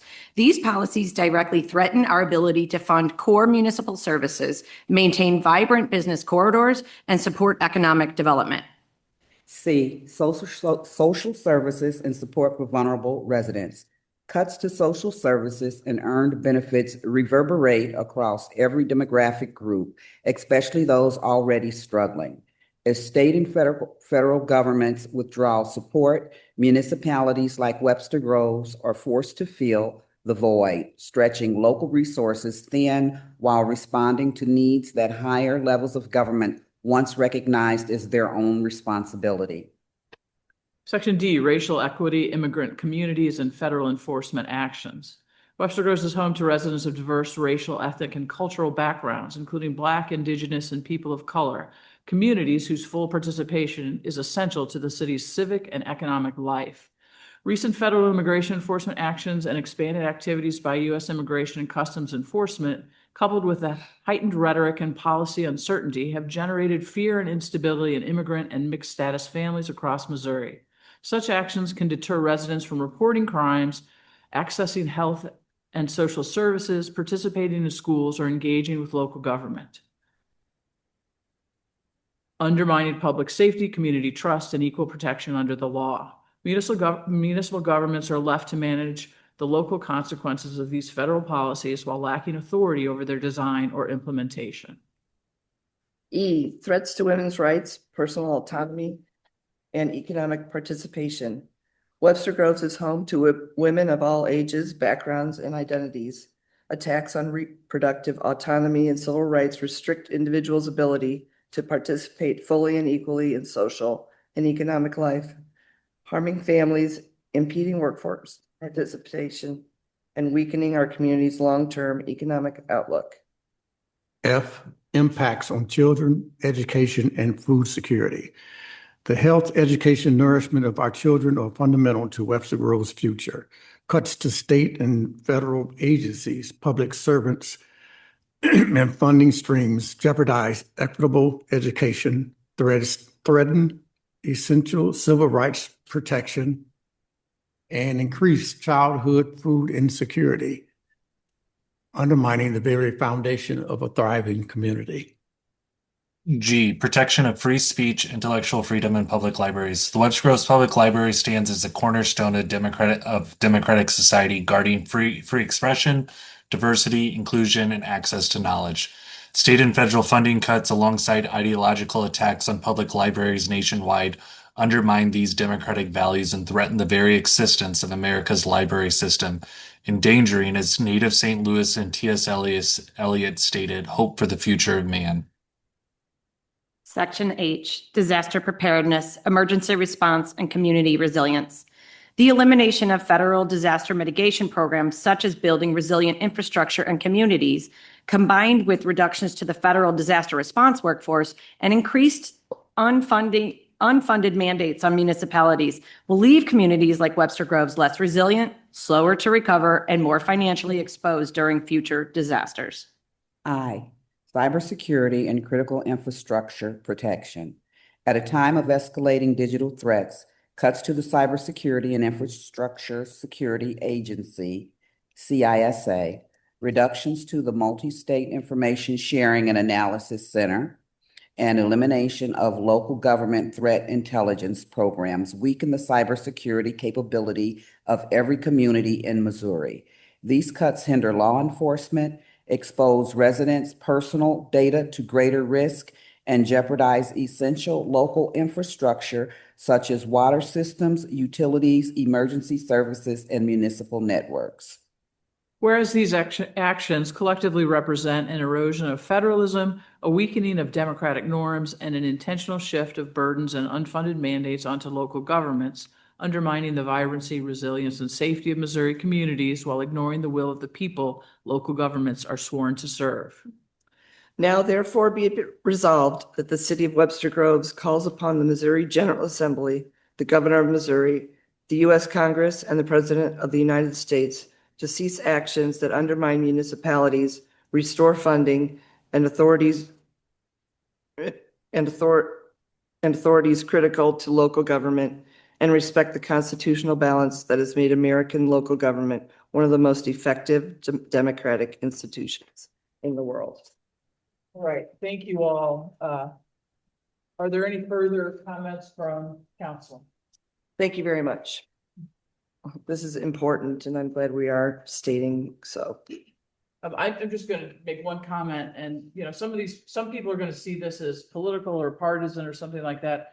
I was reminded today when we were in a room full of a couple hundred people who represent municipalities from across the state. They're Republicans, they're Democrats, they're independents, they're nonpartisan, they are sometimes partisan.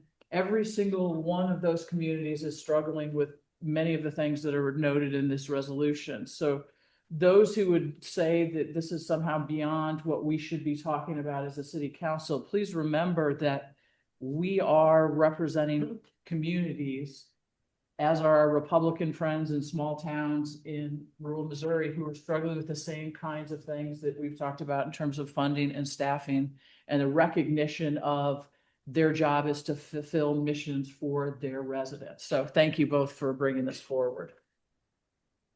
I think we'll have the vote then, please. Yes, Mayor. Councilmember Franklin? Yes.